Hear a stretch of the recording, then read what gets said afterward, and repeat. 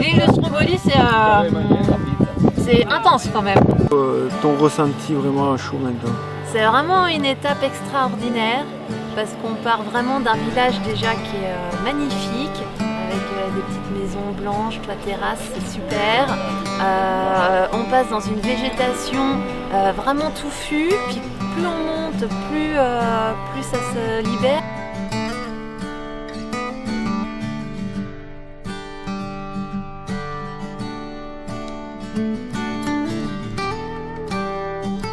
Qu'on monte, le paysage devient complètement lunaire. On est dans un sable noir, on devine les cratères, les jets de pierre qu'il y a pu avoir et on arrive là-haut et là on découvre les explosions, ça fait un bruit d'avion qui décolle, c'est vraiment impressionnant.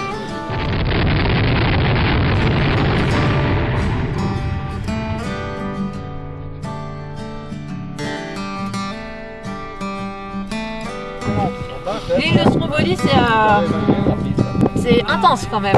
Intense parce que ça monte très raide et puissant parce que le bruit du volcan et les fumerolles qu'on voit sont vraiment impressionnantes. Vraiment très puissant.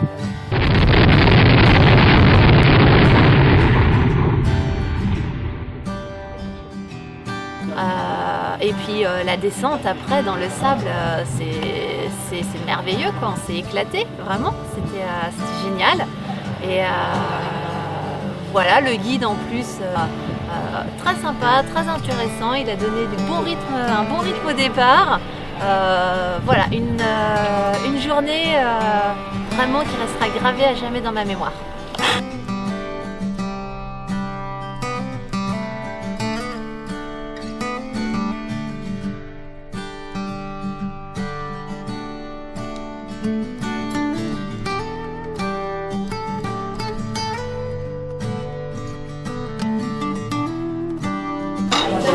Santé!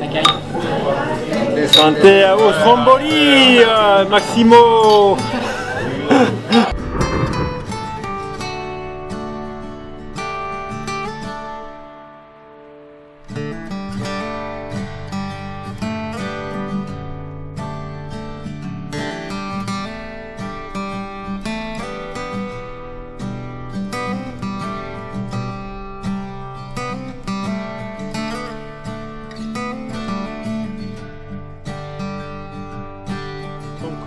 Du coup, l'étape de Vulcano, comment tu l'as appréciée, Sabine?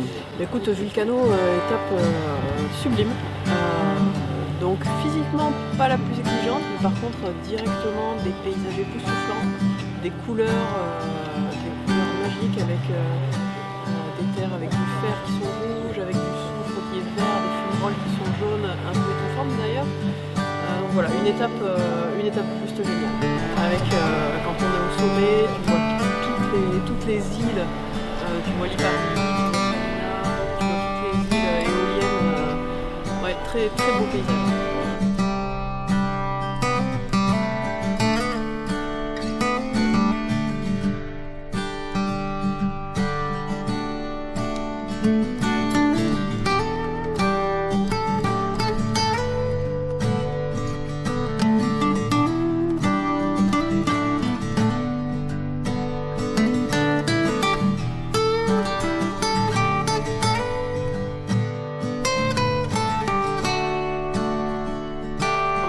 Ça fait quoi?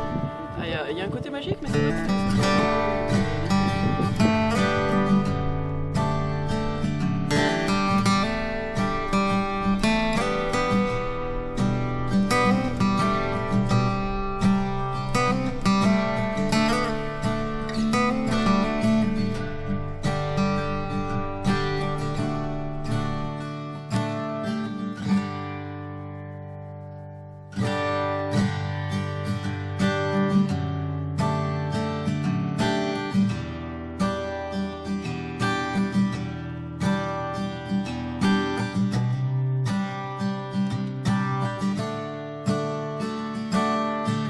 Que penses-tu du trail voyage du Dahu? Ah, c'est épuisant, franchement, j'en peux plus, on a un rythme de fou. Obligé de se reposer très souvent.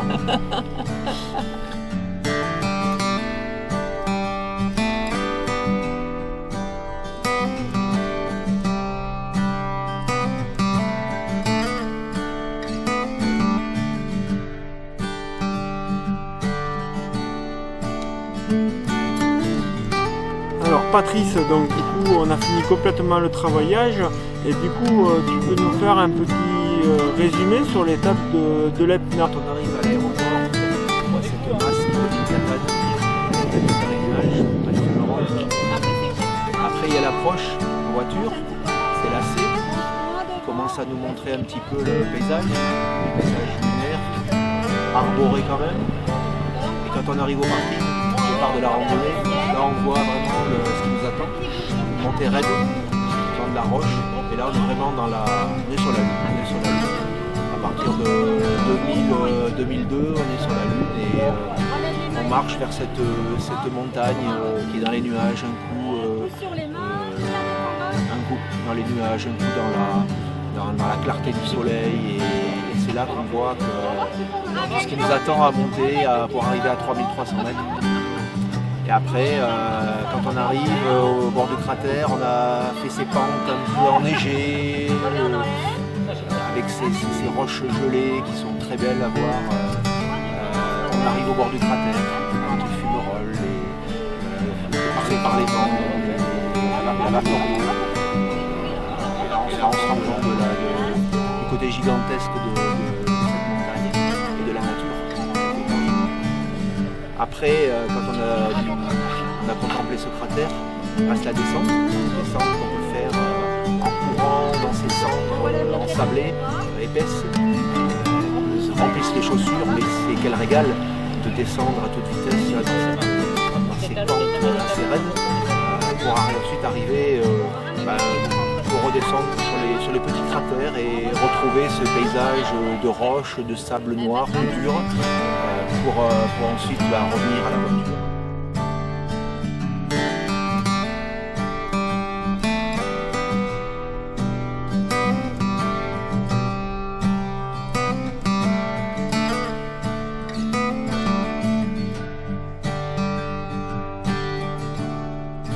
Comment tu as apprécié l'étape de Salina? Alors Salina, donc il y avait les deux sœurs. Donc la première sœur, on a fait une montée très sympa dans un paysage un petit peu mexicain, beaucoup de cactus. Et puis arrivé en hauteur, on a complètement changé de paysage, plutôt un paysage avec des pins, avec des eucalyptus, donc petit sentier sympa pour relancer, donc nickel.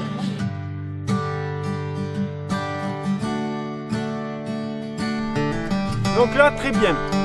Ce que vous avez fait là, c'est très bien, voilà. Donc sur ces pistes en faux plat, il y a deux stratégies. Donc soit on la monte complètement en marchant, mais là l'idée c'est quand même d'être plutôt dynamique. Donc on a la stratégie d'être en course alternée par une phase de marche, ce qui permet de rester toujours dans les 2 et 1. Pour ceux qui ont un peu plus de physique, ça va être un petit peu plus intéressant d'être de la montée en courant.